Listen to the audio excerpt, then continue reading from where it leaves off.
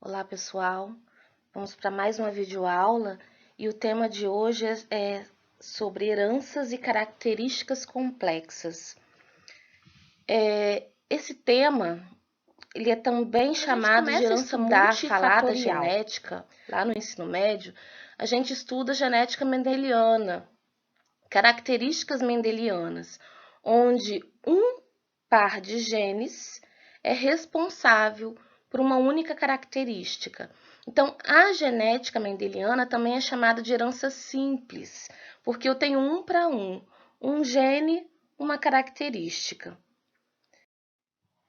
Temos também a pleiotropia, onde um gene, um par de genes, alelos, é responsável por várias características. Como exemplo, a gente tem a fenilcetonúria, onde um único gene é responsável, a alteração desse único gene é responsável por todas essas características que nós encontramos na fenilcetonúria, como vômitos, distúrbios cognitivos, atrasos no desenvolvimento.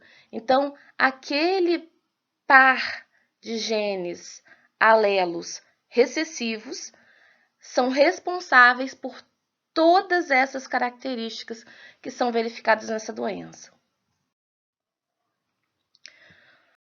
Ao contrário da herança simples e ao contrário também da pleiotropia, a herança quantitativa, a herança multifatorial, que anteriormente era chamada de poligênica, também chamada de polimeria, mas hoje a gente trata como herança quantitativa, como herança multifatorial, porque são vários genes responsáveis por uma característica. Por exemplo, cor da pele. A característica é cor da pele, mas eu tenho ali vários genes envolvidos nessa característica cor da pele, com vários genes envolvidos na diabetes, vários genes envolvidos na altura da população ou no peso da população. Se nós fôssemos fixar o sexo feminino, todas as mulheres de 30 anos, todas as pessoas do sexo feminino com 30 anos, e a gente fosse medir essas mulheres, a gente observaria diferentes alturas. Então, essa característica é verificada na população de forma contínua. Eu não tenho uma única altura na população de mulheres com 30 anos. Então, eu posso ter mulheres com 1,50, com 1,51, com 1,52, com 1,70, com 1,70 e tal, 1,80. Então, essa característica ela é contínua. E são vários genes responsáveis. Por isso, uma característica, uma herança quantitativa. Como ela é determinada por vários genes, ela também é chamada de herança poligênica, tá? É um padrão complexo de herança, porque além de existirem vários genes envolvidos, eu posso ter fatores ambientais alterando o fenótipo o fenótipo na população. Então, eu posso ter efeito do ambiente alterando essa característica. Então, é um padrão complexo de herança. Então, essa herança poligênica, multifatorial, herança complexa, é um tipo de herança no qual participam 2 ou mais pares de genes, eles apresentam segregação independente em alguns casos, em outros casos eles podem segregar de forma... pode segregar junto quando eles estão ligados, e aí a gente vai ver lá no final do Griffiths, no final do capítulo, falando sobre QTL, isso é, de locus de característica quantitativa. Então, eles podem segregar de forma independente quando eles estão localizados em cromossomos diferentes, mas eles também podem segregar juntos quando eles estão em QTL. quando eles estão ligados, ok? E no caso dessa característica quantitativa, a gente fala que existe um efeito aditivo. Por que um efeito aditivo? Porque cada gene está contribuindo um pouquinho para essa característica. Então, essa altura na população feminina, vamos supor que eu tenho 20 genes envolvidos e cada genezinho desse vai contribuir com algum centímetro nessa altura. Por isso que é um efeito aditivo.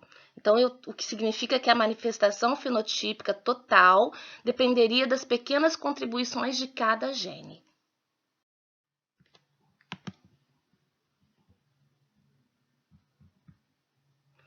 Então, alguns exemplos de herança complexa, como exemplo, nós temos altura, peso, tamanho do corpo, cor da pele, cor dos olhos, pressão arterial, malformações congênitas, aspectos comportamentais, inteligência, doenças como câncer, diabetes, doenças do coração, autoimunes, distúrbios psiquiátricos, etc.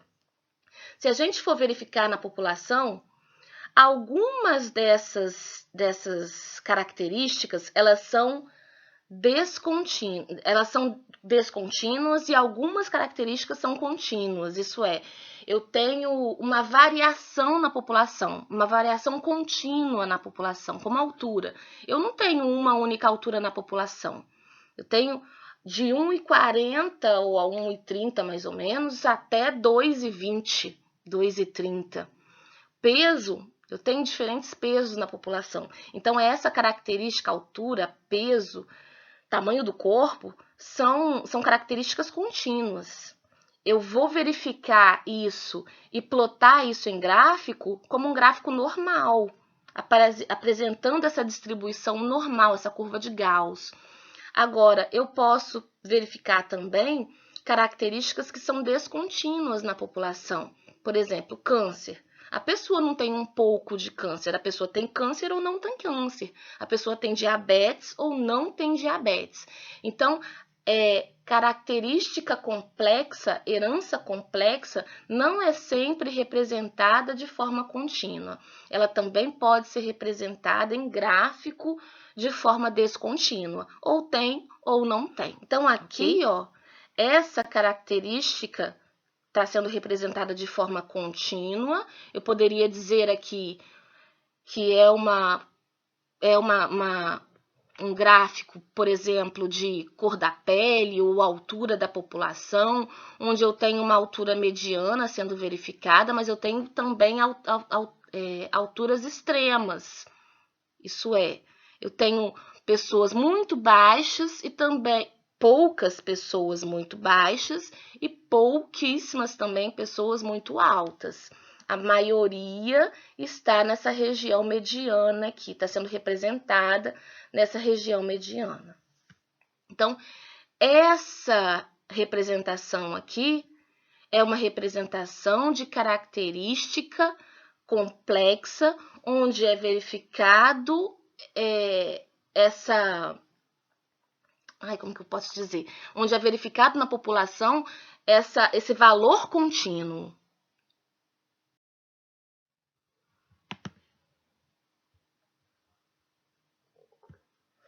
Então, se nós fôssemos observar, ou melhor, comparar as características quantitativas das características qualitativas, nós poderíamos dizer que, com relação às características quantitativas, nós temos muitos pares de genes envolvidos nessas características, na manifestação dessa característica.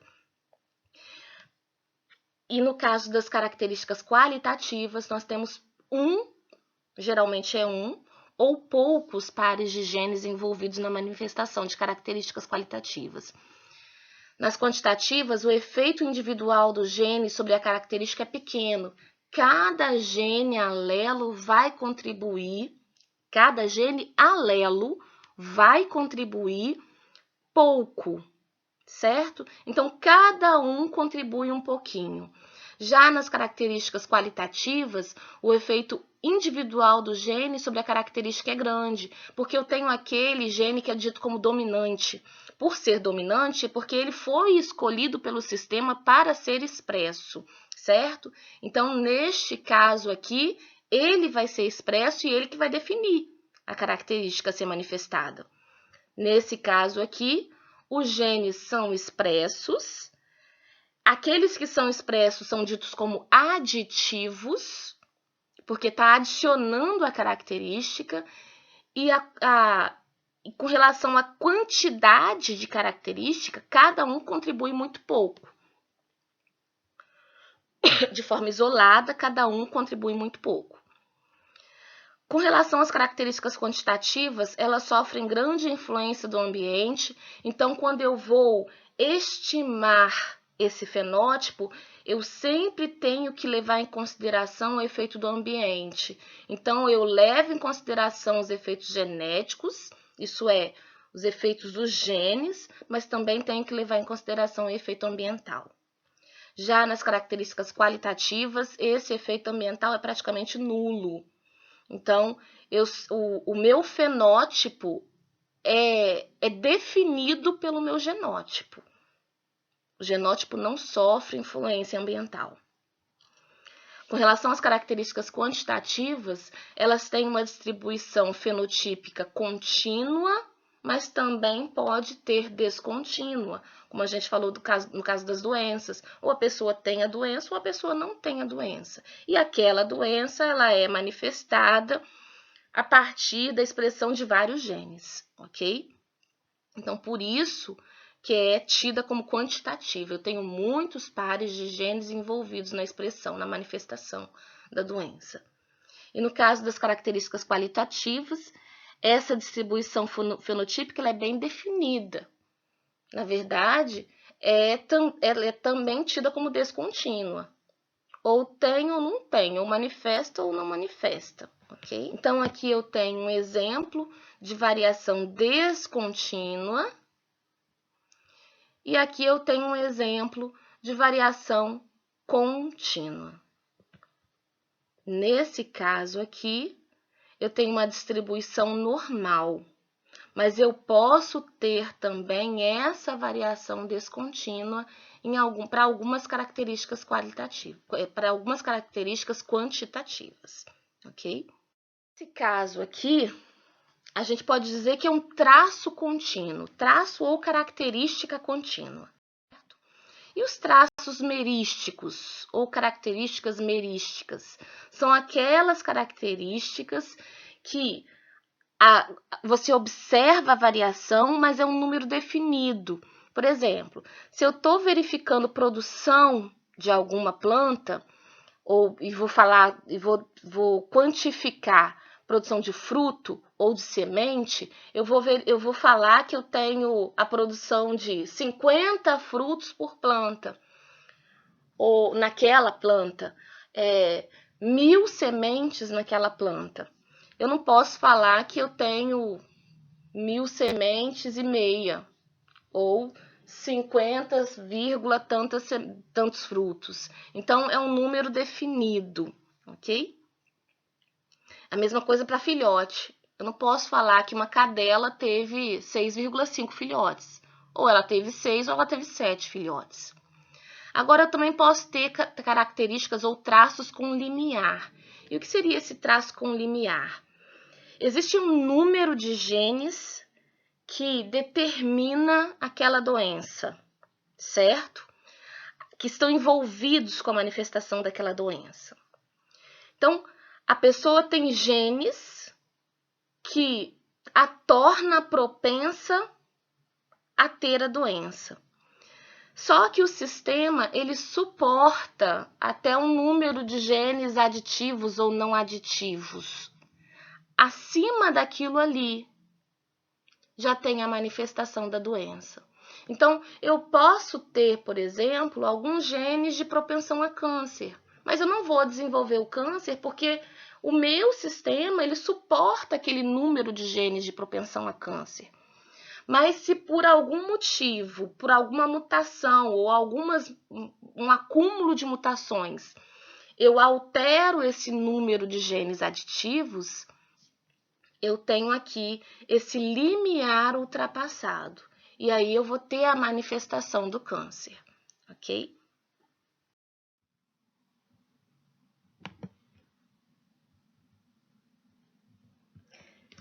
Então, para essa herança com limiar, eu tenho, por exemplo, aqui, ó, um número de genes que determinam a normalidade. Mas se esses genes vão sendo mutados, eles vão ficando propensos à anormalidade. Eles vão ficando propensos à doença. O sistema, ele suporta um certo número de genes mutados. Acima disso, o indivíduo já apresenta característica. Então, algumas pessoas possuem alelos que as predispõem a desenvolver a fenda labial, por exemplo.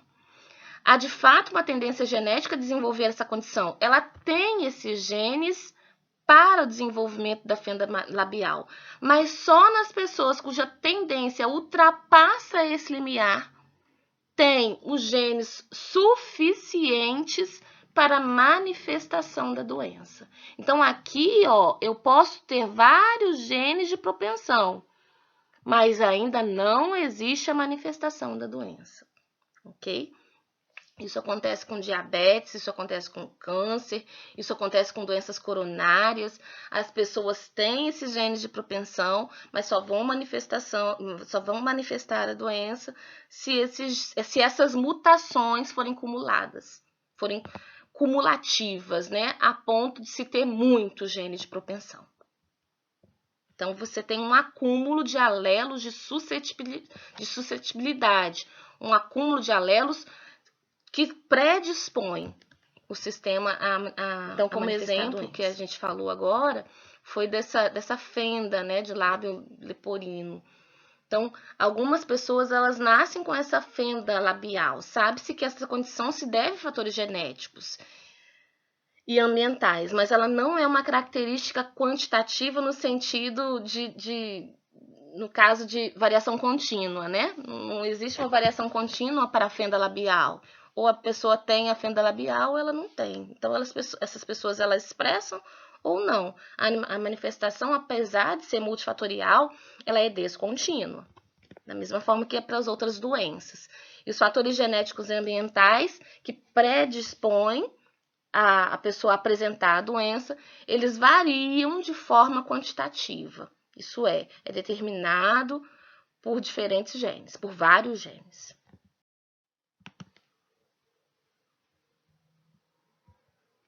Então, alguns exemplos de doenças complexas com limiar, nós temos aqui artrite reumatoide, vários tipos de câncer, esclerose múltipla, obesidade, diabetes, asma, hipertensão, doenças cardíacas, doenças psiquiátricas como esquizofrenia, autismo, doença celíaca. São exemplos de doenças complexas com limiar. No caso de cor da pele em humanos, era representado por 4 genes alelos, isto é, 2 pares de genes alelos. Isso em 1913, eles utilizavam esse sistema de 4 pares, de 4 genes alelos, e determinavam que os fenótipos como pele clara ou branco, pele negra ou negro, e mulato claro, mulato médio, mulato escuro. Só que não dá a gente não verifica na população somente esses 5 tons de pele. Nós verificamos muito mais tons de pele do que só essas 5 aqui. Só esses 5 adjetivos aqui que estão estão sendo determinados, né? Então, esse modelo que utilizava 2 pares de genes, hoje ele está obsoleto.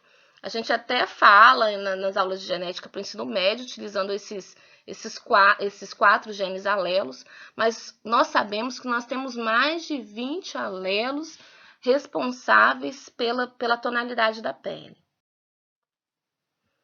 Então, aqui, ó, só para representar, né, que esses genes aqui, no caso, são genes aditivos, nós falávamos, definimos como genes aditivos, porque eles adicionam cor, e esses aqui são genes não aditivos, porque eles não adicionam a cor. Mas aí a pessoa é transparente, porque não adiciona cor, existe um efeito residual.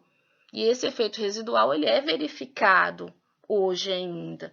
Não utilizando esse modelo para 4 genes, para quatro genes alelos, né, 2 pares de genes, mas existe esse efeito aditivo, onde todos os genes estão contribuindo, e existe também esse efeito não aditivo, onde a maioria dos genes não contribuem, mas o efeito residual é verificado. Então, nesse caso aqui, esse tom da pele branca é esse efeito residual.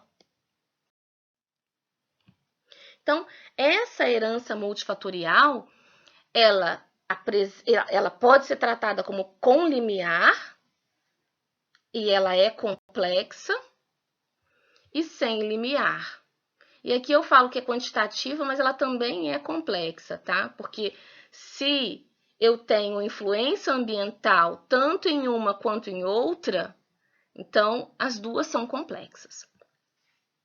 E aí, como sabemos que as características tais como fenda labial, como câncer, entre outras características, são influenciadas por fatores genéticos?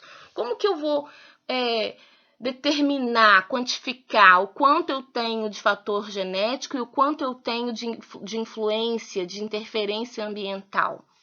Existem alguns modelos estatísticos, alguns estimadores que são utilizados para fazer essa quantificação, para determinar quanto que é de influência, qual a porcentagem que é de influência ambiental e qual a porcentagem é devido a esses fatores, devido a esses fatores genéticos.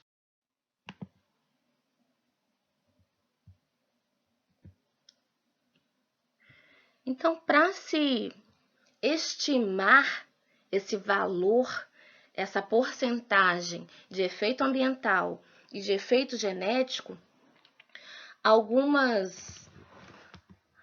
estimadores são utilizados. E aí a gente vai lá na aula do professor Valderedo, né, onde a gente aprende a estimar a média, a estimar a variância, a estimar desvio padrão. Então, essas descrições estatísticas aqui,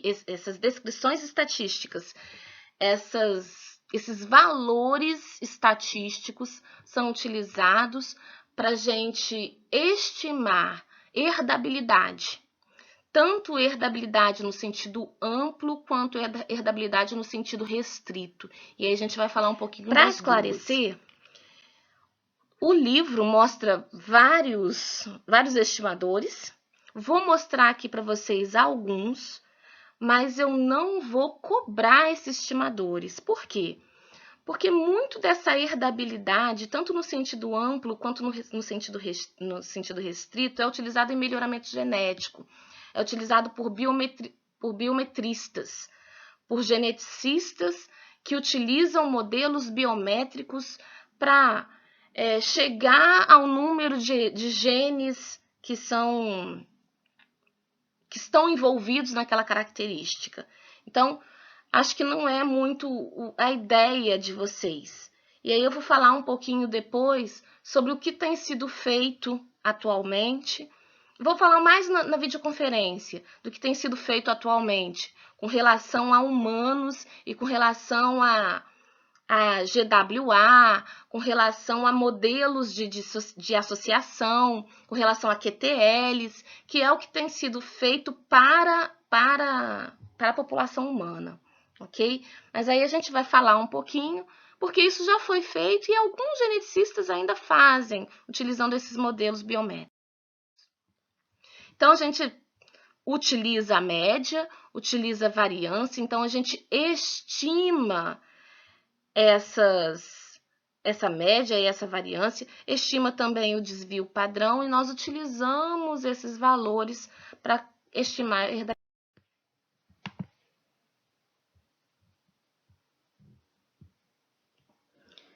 Então, o valor que determina a característica daquele, que representa, né, a característica daquele indivíduo que está sendo estudado, é dada pela média da população. Então, para você determinar o seu valor, você utiliza a média da população, você utiliza o desvio da média decorrente dos fatores genéticos e o desvio da média decorrente dos fatores ambientais. Então, esses desvios eles precisam ser estimados para que você consiga encontrar o valor estimado da sua característica.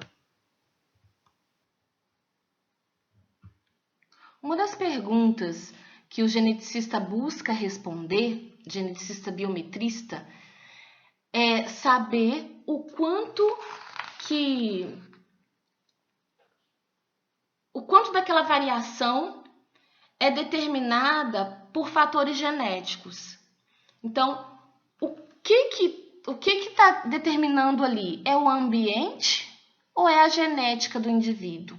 Essa resposta pode ser alcançada estudando a herdabilidade no sentido amplo, que ela responde o quanto que o fator genético está interferindo naquela característica e o quanto que o fator ambiental está interferindo naquela característica. Como que a gente estima a herdabilidade no sentido amplo? A gente utiliza, na verdade, uma razão, a razão da variância genotípica, né? A variância genética, sobre a variância da população.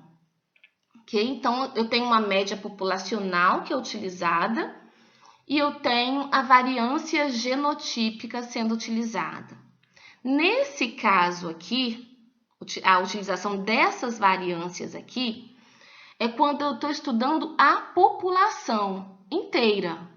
E nesse caso aqui é uma representação onde eu estou utilizando a amostra, uma amostra da população, ok? Então, vamos supor que eu estou fazendo um estudo da população cachoeirense.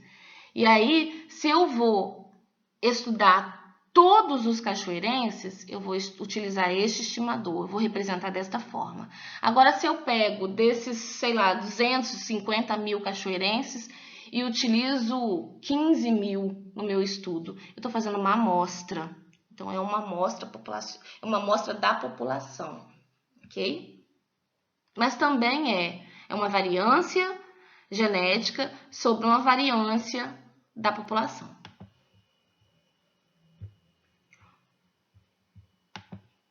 O valor da herdabilidade, no sentido amplo, ele varia de 0 a 1. E quanto mais próximo de 1, maior a proporção da variabilidade sendo determinada por fatores genéticos. Então, vamos supor que essa herdabilidade no sentido amplo deu igual a 0,8. Isso quer dizer que 80% dessa herdabilidade foi determinada pela genética do indivíduo e 20% foi determinado pelo ambiente. Agora, vamos supor que essa herdabilidade é igual a 0,3. Isso quer dizer que 30% é determinado por fator genético e 70% foi determinado pelo ambiente. Isso quer dizer que o ambiente está interferindo mais naquele fenótipo do que a própria genética do indivíduo. Se a herdabilidade é 0, isso quer dizer que eu tenho 100% de efeito ambiental. Aquilo ali não é genético, aquilo ali é um efeito ambiental. Agora, se a herdabilidade é 1, é porque 100% foi da genética do indivíduo. Eu não tenho efeito do ambiente. Eu tenho total resposta da genética. Então, a herdabilidade de uma característica é diferente em cada população e em cada conjunto de ambientes, porque dependendo da herdabilidade, eu posso ter um ambiente interferindo, aquele ambiente onde está situado aquele indivíduo ou aquela amostra que está sendo analisada, aquele ambiente está interferindo na resposta. Isso é, no caso da herdabilidade no sentido V restrito, eu preciso levar em consideração a variância genética. Da mesma forma que eu uso lá a variância genética, aqui eu tenho a decomposição dessa variância genética em aditividade, dominância e epistasia. Como assim aditividade, dominância e epistasia? No caso da aditividade, é porque cada gene alelo está contribuindo para aquela característica, certo? No caso da dominância, dependendo do alelo, vai contribuir, vai determinar a característica ou não. Então, para se estimar a herdabilidade no sentido restrito, essa dominância aqui praticamente não é utilizada. Porque o que eu quero verificar é essa herança complexa, ok? Então, essa dominância, ela vai ser descartada. E no caso da epistasia, ela também vai ser descartada, porque quando eu quero verificar a epistasia, eu estou querendo verificar a interação entre os genes, se o gene vai sobrepor o outro, se ele vai mascarar o efeito do outro gene. Então, para a herança complexa, a gente utiliza essa aditividade para estudar a herdabilidade no sentido restrito. Então, aqui, ó, essa herdabilidade no sentido restrito, nós utilizamos essa variância para a aditividade, descartamos com relação à dominância, descartamos com relação à epistasia. E nesse caso aqui é a variância com relação ao efeito ambiental. Então, para a herdabilidade, nós utilizamos essa variância para aditividade e calculamos, estimamos, a gente não fala calcular, para estimar, nós utilizamos a razão dessa variância sobre a variância total da população. Então, essa variância também, ela vai ter um valor de 0 a 1, e quanto mais próxima de 1, maior a capacidade de prever o fenótipo, ok? Então, se você quer prever o fenótipo da progenie, você pode fazer um estudo de herdabilidade no sentido restrito. Se você quer verificar o quanto daquele fenótipo é oriundo da genética e o quanto é do ambiente, você faz um estudo de herdabilidade no sentido amplo. Então, o que a gente pode conhecer com relação à herdabilidade? Acabei de falar.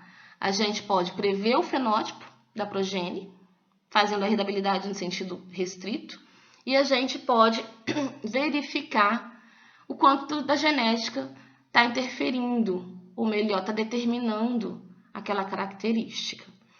Herdabilidade é muito utilizado em melhoramento genético, tanto animal quanto vegetal, ok? Alguns estudos de herdabilidade ainda são utilizados para humanos, mas são poucos.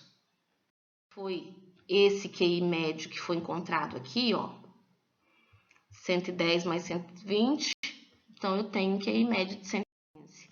Se eu fosse encontrar casais com média de QI de 115, seria esperado que os QIs dos filhos formassem uma distribuição de frequências cujo valor médio seria de 106.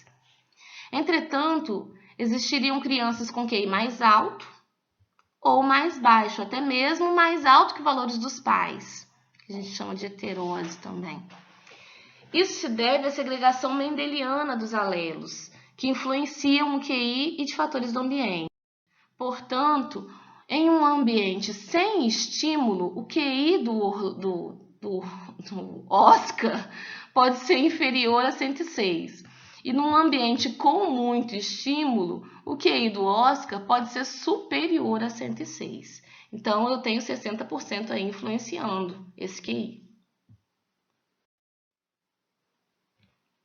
E como que a gente sabe que as características complexas são influenciadas por fatores genéticos?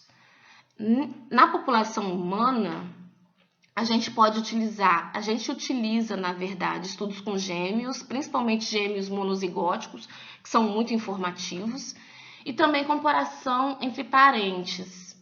Existem alguns estudos onde a gente faz essa comparação entre irmãos, entre parentes próximos, entre casamentos consanguíneos também, é possível fazer. Em estudos com animais e plantas é mais fácil, porque você faz o cruzamento, você pode até fazer um retrocruzamento, você pegar o filho e cruzar com um dos pais, isso para animal e para vegetal. Só que para humanos isso não é possível. E outra coisa também que dificulta o estudo de herdabilidade em humanos. Você não tem um N muito grande. Quando a gente faz um cruzamento de algum animal, de algum vegetal, eu tenho dezenas de sementes que são obtidas. Eu tenho dependendo da espécie, eu tenho vários filhotes que são obtidos daquele cruzamento. Então eu tenho um N que pode ser estudado. Agora, o que eu obtenho de um cruzamento de duas pessoas? Um filho. Então, esse N, ele dificulta o estudo. Então, estudos com gêmeos são muito informativos, porque você pode comparar um indivíduo com o outro. Isso foi muito feito na época da guerra também, porque foi uma guerra, na época do Holocausto, onde eles utilizavam os judeus para fazer esses tipos de estudo.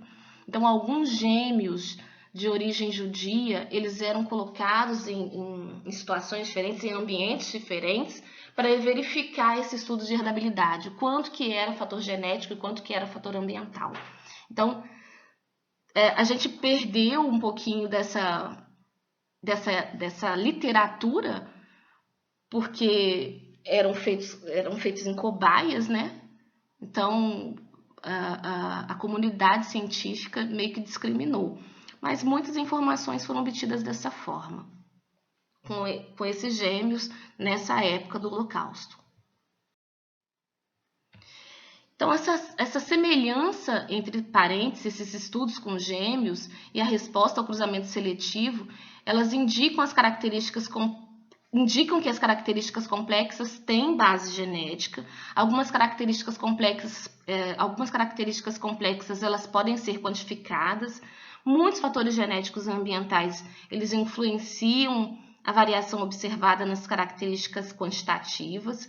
E a gente vê, por exemplo, a diabetes. A pessoa pode ter propensão, mas a nutrição daquela pessoa também vai interferir. No caso da obesidade, a pessoa pode ter propensão, mas também o que ela come vai interferir. As segregações fenotípicas, elas podem ser um modo de estimar o número de genes que influenciam uma característica quantitativa, ok?